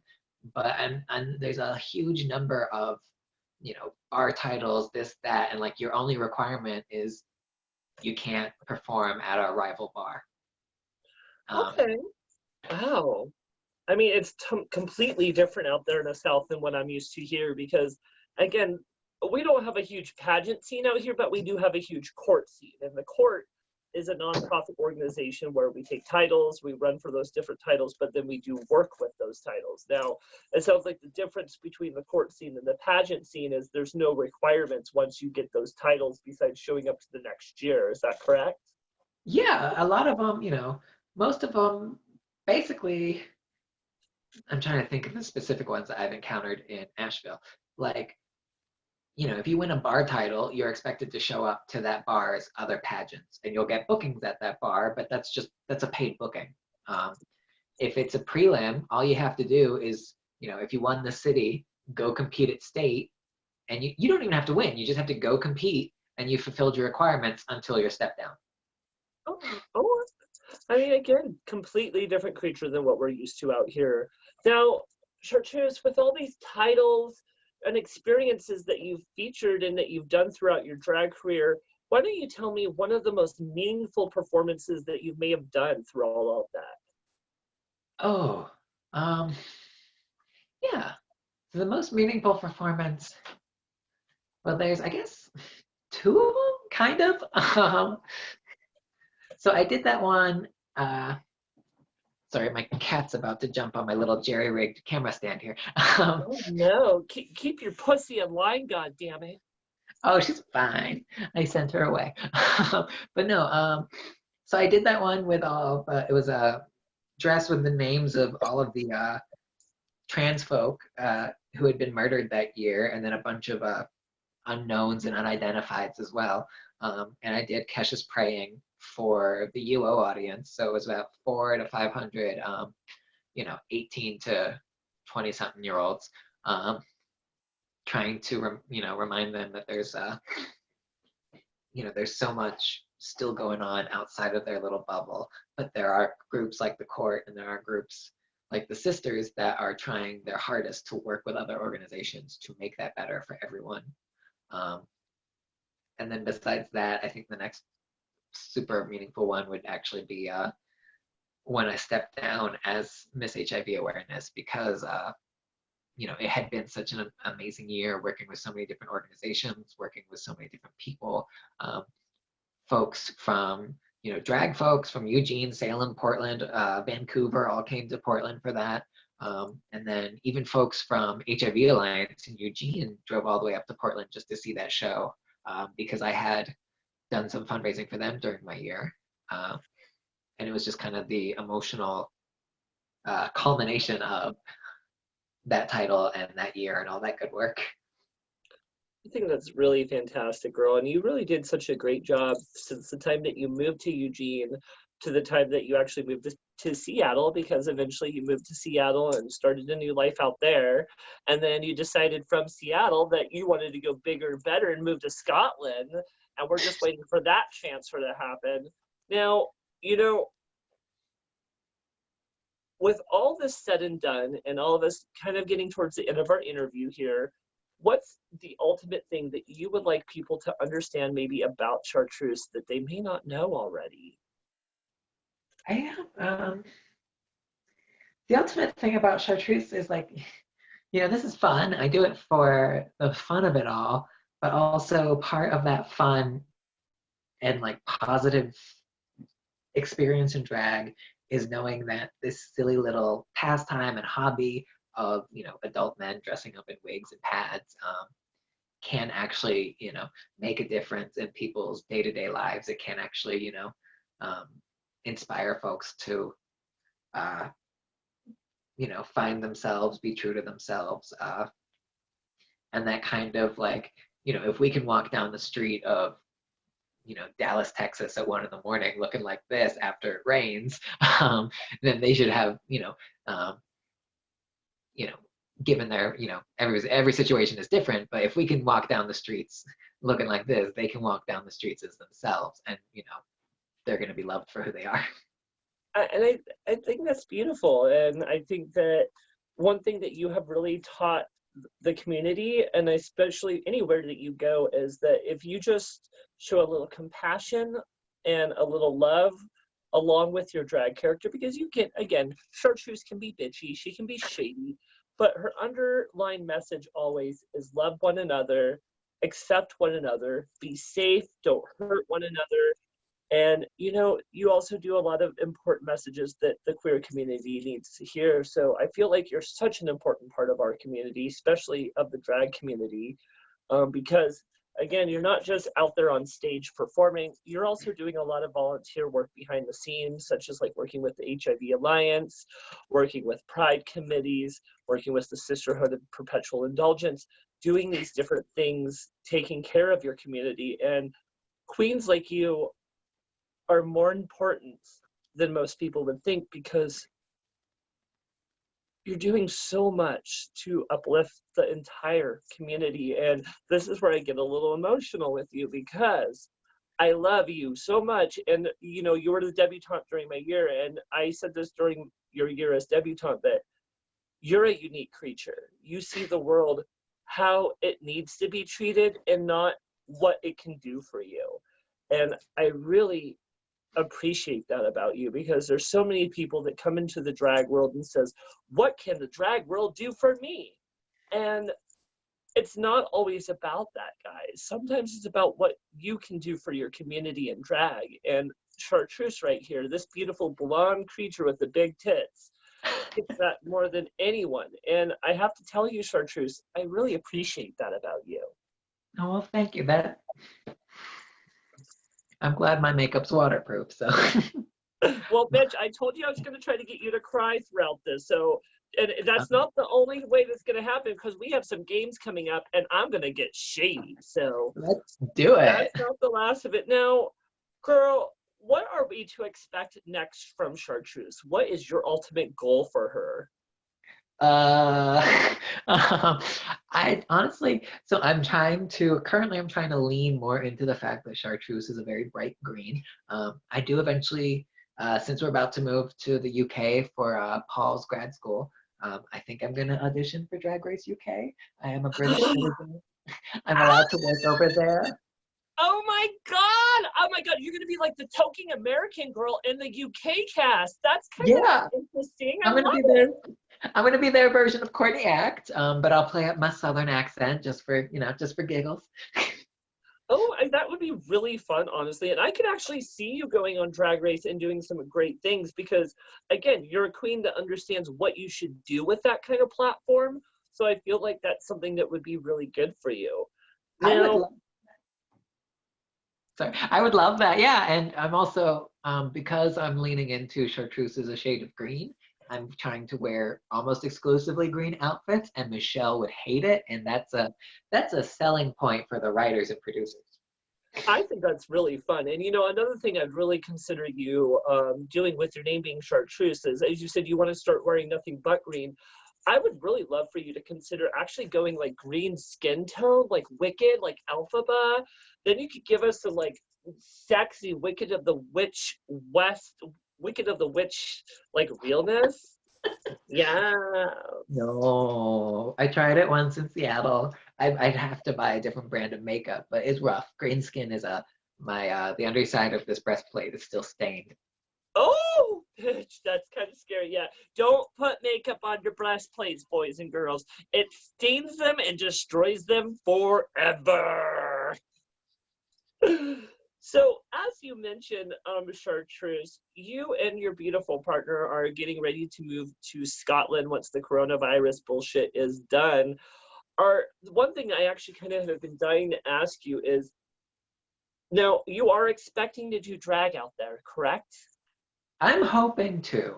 It depends on, what the community is out there is like. So we'll see. So my question, I guess, would be, are you excited or nervous to start drag in Scotland? Both. Kind of the same as I was when I moved to Oregon. Like, basically, I've always found that the best way to kind of introduce yourself to a new drag community is either like an open mic, kind of talent search night or a pageant, so that you can put your entire drag personality condensed on stage, and it's like, this is me. I'm here. Give me the crown. I'm amazing. Book me for more shows. I'm part of your community now. Yes, and I love that mentality and I love that personality. And honestly, that's the way you're going to get ahead into a community, is putting that ambition out there, showing up to the gigs, and showing you're willing to work for it. So, Chartreuse, we only have one more question, and then we are done with the interview, and we're going to go into a little game. Now, this question, it's shady. Uh-oh. I mean, the whole relationship of the whole gay community may actually stand on you answering this question correctly. Okay, what's the question? Chartreuse O'Hara, how have you liked working with Maliena Bitchcock through your drag career? I think liked is a strong word. Bitch! No, I love you. What I was gonna say earlier when you were talking about, Chartreuse, personality type is fun and cute, but she can also be a bitch. I'm only a bitch with people that I know that, I like, and that it's safe to be, that's their sense of humor. So like you and Shima, I can be shady as hell as I want to because you guys will give it right back to me. So I love it.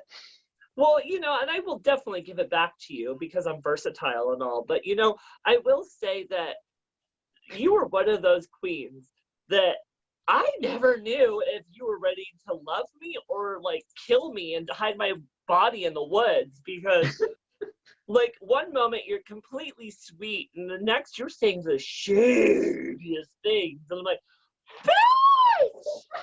bitch! Yeah, no, that's entirely Well, and I think that definitely involves our relationship. You know, part of our relationship's you being shady to me stealing your boyfriend away from you. I mean, it's a give and take. Yes. 100%. 100%. So, Chartreuse, you did survive our talk on Bitch Talk with Bitchcock. How did you like your experience? It was lovely. I'm I just realized that I don't have any makeup wipes in this house, so afterwards it'll be rough, but I love this. Girl, coconut oil does wonders. Okay. Oh, yeah. Yeah, girl, anytime you're on a cheap budget, that's a drag trick I can offer anyone watching. If you are like, don't have makeup wipes, get yourself a paper towel and some coconut oil. Your makeup will come right off. So, all right, bitch. Well, you survived the fabulous Bitch Talk with Bitchcock. And I just want to say, all of you, if you've enjoyed this interview and you've loved the, oh, she's showing her titties off. That's, oh my God, they're boobs. Well, again, if you've enjoyed this interview and you love Chartreuse O'Hara and want to show a little appreciation and give her a little tip, her Venmo, PayPal, and Cash App information will be in the description. So if you have enjoyed this interview and want to show a little extra appreciation, you can definitely tip her. And also, with that said, if you really want to tip a more talented drag queen, my Venmo, PayPal information is also going to be in the description. So if you want to, you know, tip a talented queen, I'm here too, boys and girls. Now, I'm really excited because this Wednesday, for our next episode of Bitch Talk with Bitchcock, we will have live from Portland, Oregon. She's beautiful. She's so talented, and she is one of the most renowned names throughout all of Portland. She is the one and only Flawless Shade. Yes! So if you want to tune in for that interview, make sure to tune in with us this Wednesday as I interview the one and only Flawless Shade. She has so much tea to spill for us. Now, with all that said and done, Miss Chartreuse O'Hara, are you ready to play a game? Yeah. All right. So I think the proper game we should play so we can get you lubed up is a classic Bitch Talk with Bitchcock game that we call Truth or Drink. Now, do you have any booze over there, little one? I have beer. All the liquor stores are closed, so Guinness is the best I've got. Beer? How butch. Okay. Well, I think drinking beer is just as much torture than having to take a shot. So is that thing open? Oh, yes. Oh, it's halfway empty. Oh, yes. So let's play a little game. Now, Chartreuse, for number one, my eyesight's bad. What drag queen would you be scared that the beautiful Ben Maroon would leave you for? Well, now that I've got my braces off, he's not leaving me for any of them. Oh, yes! No more metal mouth. But I don't know. I'm actually a little worried. There's a drag queen in Edinburgh or Glasgow, which is the next city over in Scotland, who apparently looks a lot like me in and out of drag. So, well, that's a good thing to remember, Miss Chartreuse, is he already has a beauty queen at home. So if he's gonna run away with one, he wants an ugly queen like me. good thing we're on the wrong coast for that now. You know, well, that's what the internet's for. So when Ben's feeling lonely, I can just give him a little picture of this. Well, perfect. I think that you answered that one, and I think that's good. But remember, girl, if you don't want to answer one of these questions, all you have to do is take a drink. So for number two, tell us the worst drag flop that's ever happened to you. And this doesn't get to include the house fan whapping you in the head. The worst flop? Like your boobs falling off, like your wig falling off, like falling on your face. Come on, girl. I know you got stories. I have a good one. I have a good one. This is a fun story. So the first ever audition I ever did in drag was like the second month I was in Asheville. And I did this number called Smack You. And so it's a lot of movement, a lot of pretending to smack. And I had these two little, fake cups. And as I danced, one just migrated south and south and south and south to the point where afterwards one of the judges was like, "Did you forget to talk?" I was like, "No, honey, that's my boob." Oh my God! Oh my God, so your boob migrated into a penis. Yep. Oh my God, that's juicy. I love a good tea like that. Okay. Well, how about number 3 of Truth or Drink? Who was your favorite past or present empress? Hmm. And oh, well, she doesn't want to hurt other people's feelings knowing that I was empress, so she doesn't want to say my name just to make sure no one's feelings get hurt. Daphne Storm. I mean, you know what? I will not argue that. She is one of the best empresses that Eugene has ever seen, especially that she's fucking done the role 5 fucking times. Right? Oh. So, Chartreuse, you are absolutely a beauty queen. So for number 4, I think it's important to ask, how do you feel about bearded drag? I love bearded drag like any other subgenre of drag, as long as it's done well. I agree. I think a lot of people think I'm just going to do bearded drag, and it's kind of them being lazy, where I feel like doing bearded drag is almost harder because you have to learn to contour your face with having a beard. And one of my favorite drag queens from season 2 of Camp Wanakiki, Miss Diana Fire, all the way here in Portland, Oregon, she is one of the best bearded drag queens I have ever seen. In fact, she does something I've never seen a drag queen do, and she paints lips onto her mustache, which is beautiful. I've never seen that. I was gonna say I love she's one of the more bigger like popular sisters, Sister Beyoncé. She does this amazing, like she'll color her beard and then she makes it look like it's like little flames coming out of her beard and it's all rainbow, and she bakes and she's amazing. I love it so much. And I am excited about the art of bearded drag. In fact, that I do have a special guest coming this May, that we will actually interview a bearded drag queen. Oh, go girl. I think all drag is relevant and we need to hear all the story from all sides. So for the last question of Truth or Drink, Miss Chartreuse O'Hara, what's something that you hate about drag? Oh, ooh. I would have to say the unrealistic expectations, because there's so many of them. There's, you have to look this way, you have to perform that way. But then on the other hand, there's the unrealistic expectation of people who are like, I don't have any, I'm going to make drag my career, but then don't put the work behind it. It's like, it's true. If you're going to try to make drag a full-time job, you need to be willing to bust your ass off, because if you're not a RuPaul girl or Dragula girl or Camp Wanakiki girl, it's much harder to get famous on that platform of drag, because again, you're not known on a national level. And with all these girls who are put on that platform, it puts the rest of us down here, which makes it so much harder.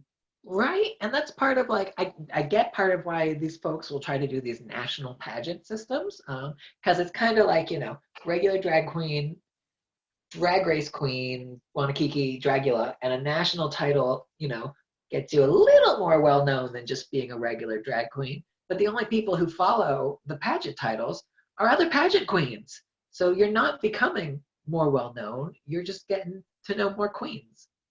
And it's very fair to say, and I think the one thing that will really get yourself known out there is, make your social media presence known. Go out there to bars and local restaurants and show up in drag, and also support your other fellow local entertainers, because honestly, we should be supporting our fellow brothers in drags fellow brothers and sisters of the drag world. And Exactly. if we're not, we're just as guilty as the rest of them. 100%. Now, Chartreuse, you did survive Truth or Drink. Now, the truth is, I only played this game to get you lubed up, but you only took one shot of that beer. So go ahead and take a good drink. Okay. Because for the next game, we're going to play a little game that I like to call Marry, Kai, or Cancel. And with this game, what we're going to do is name several names of some queens you may have worked with, may have played with, and we're going to have you decide if you would marry them, Kai them, which means fuck them, or cancel their shows completely. Yay! Are you ready for it, bitch? Oh, girl, you're not ready for how ready I am. So, well, then let's take this all the way back to the South. And hopefully I say some of these names correctly because I don't know none of them. So sorry. How about your Southern family? For number one, we have Josie Glamour, Natasha Noir Knightley, and Tomiko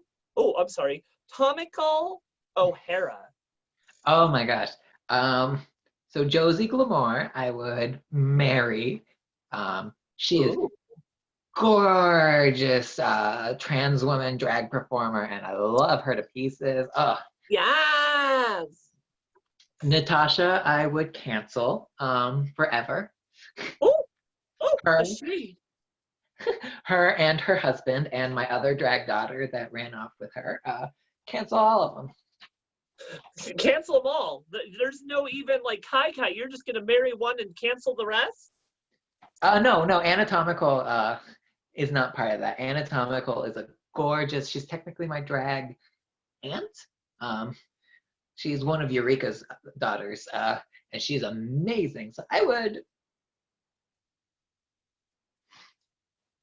somewhere between Mary and Kai Anatomical. Oh yes. Okay. Well, that's great. Well, let's get some famous names into this roster and see what you do with that situation. So, for number two, how about Priscilla Chambers, Abora, and Margarita del Encanto? Let's see. Just because I know Priscilla's history,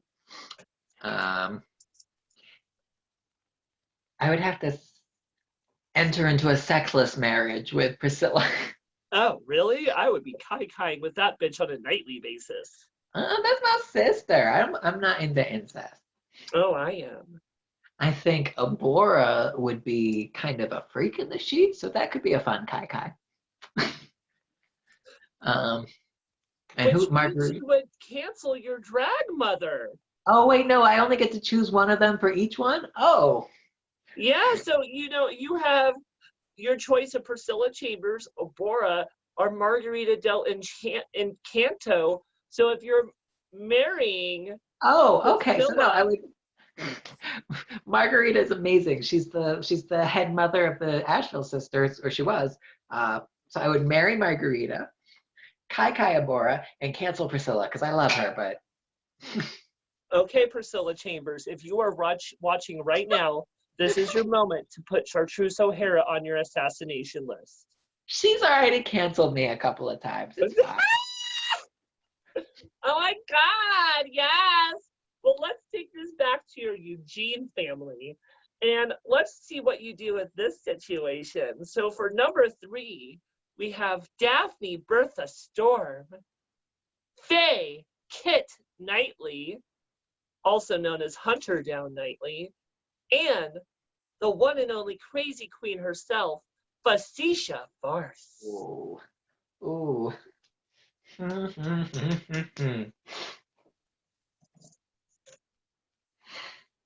see. Daphne's house is gorgeous, so I would marry Daphne. Oh yeah, and she's got a full drag closet. Marry her so you can use her clothes. Right? Like, oh my goodness. So that leaves Faye and Facetious. I'll just say that Faye is a total freak in bed. Yeah, but drag-wise, although wait, Faye is or Facetious is? Faye, my Hunter, total Yeah. freaking bed. Yeah, so I guess I would cancel Facetious and Kai Faye. Well, I'm happy that you said you would cancel Facetious just because she's going to be on Bitch Talk with Bitchcock in a couple of episodes, and I would love to get her rebuttal to know what she thinks. She would cancel me right back. She would, absolutely. So perfect. Well, I think that's great. Now for number 4, let's take it to a few of the well-named girls you may have worked with, including Kimberly Michelle Westwood, Lilac, and Drew Paradisco. Okay. I would marry Lilac for the wigs. Who wouldn't? Girl, the inheritance of the wigs you would get if she got knocked off accidentally.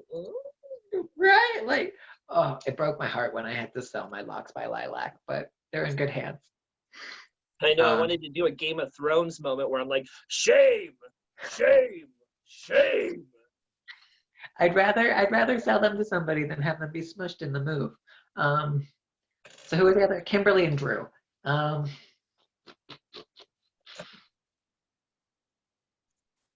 Well,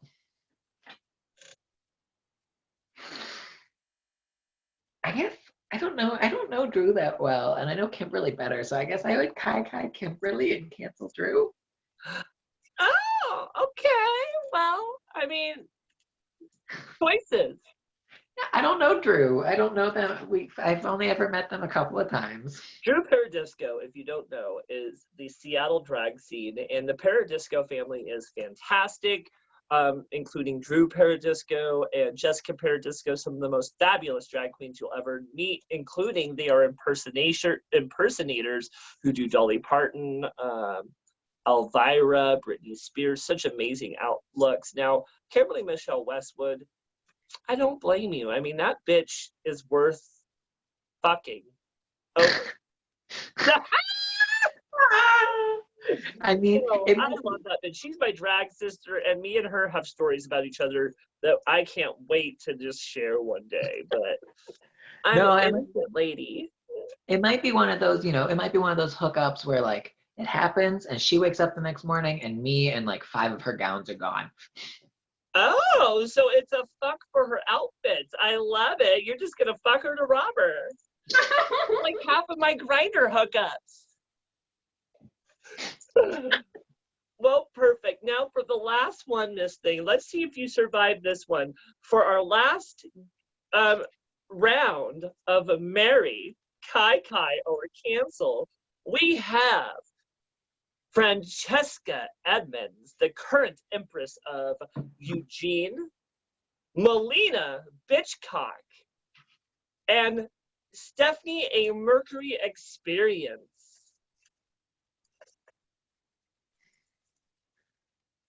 Not to be rude, but who? I honestly don't know who that last person is. So Stephanie A. Mercury Experience is out in Vancouver, Washington. She is a trans performer, tends to be a bigger girl. She's fantastic. She's talented. She does a lot of twerking, death drops. I thought you would know her just because she is our half Empress of Eugene right now. Okay, that's okay. Sorry, she's got different last names on Facebook. Now I know who you're talking about. Okay, Calhoun. Okay, yes, that's Stephanie. That's okay. That makes so much more sense. She's gonna hate me. Mm-hmm.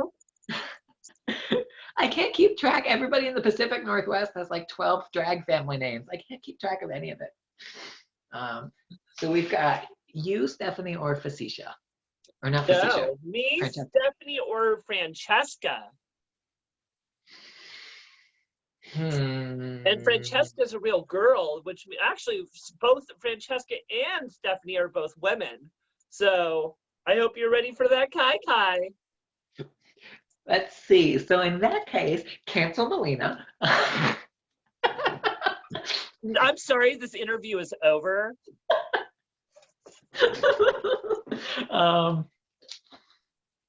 No, I would marry Francesca so that I could inherit the Empress crown. Okay, Um, don't work like that, bitch. yes, it does. I was going to take all the other female Seattle title holders on a boat and sink it so I could go from Queen of the Seas to Empress in one go. Oh my God, I love an ambitious bitch. Which means I guess that would leave Stephanie for Kakai. Yeah, so you would murder Maliena, which is, I will say you are my first guest who actually murdered Maliena. I didn't murder you. I just canceled you. Bitch. Just, yeah. Samantha. Well, I love it. I think it's fantastic, girl. So I just want to say I have had so much fun having you here on Bitch Talk with Bitchcock. You have definitely shared some tea. You've talked about your life in the South, and oh, oh my God, all that wine's coming to me. But girl, I love you so much. I think that when you move to Scotland, I hope you really don't stop drag, because I think what you have to offer the drag scene is so important. I'm not gonna stop. I just have to get a sewing machine. Oh, and yeah, and the other thing I'd really like to say is, you know, if your boyfriend gets tired of you all the way out there in Scotland, just let him know that I'm willing to send him pictures all the way from Oregon. We'll just do a foreign exchange program and you and I can just swap places. That'll be fine. Oh, we can swap boyfriends. I'm into that. I'm totally into that. Yeah. Well, Chartreuse, again, thank you for coming on Bitch Talk with Bitchcock, boys and girls, and all those in between. If you'd like to tune in for our next episode, we will have Portland's very own Flawless Shade, as she talks about being a beautiful drag queen out there in Portland. And we have so much tea to spill. I do want to just say that a quick announcement for all those watching who do love Maliena Bitch Talk and Maliena Bitchcock and Bitch Talk with Bitchcock, that there are stickers. Yes, Maliena Bitchcock has merchandise. Ah! So, oh my God, she's a boy. She's a boy, Maury. She took her wig off. Okay, well, if you would like to buy a Maliena Bitch Talk sticker, Bitch Talk with Bitchcock stickers are now available, along with 2 styles of Maliena Bitchcock stickers for only $5 a piece. If you buy all 3 stickers, I'll sell them to you for $13 and you'll get a special prize. So again, support your local entertainers, especially during these hard times where performers are losing their gigs and are working very hard to entertain you during these dark times on the internet. So if you can tip, it's very much appreciated. Speaking of, Miss Chartreuse O'Hara's tipping information will be in the description so that you can show a little extra appreciation for her. And if you would like to show me some appreciation, just buy a sticker. It's only $5 and it goes to a good cause and you get a little something fun out of it. So thank you guys. Thank you for tuning in for Bitch Talk with Bitchcock. Next episode will be this Wednesday. Chartreuse O'Hara, say something so we can see how funny you look now. Bye. All right, boys and girls, thank you again for tuning in. I love you so much, and I hope you have a fantastic week. Stay safe, stay happy, and I love you all so much. Mwah!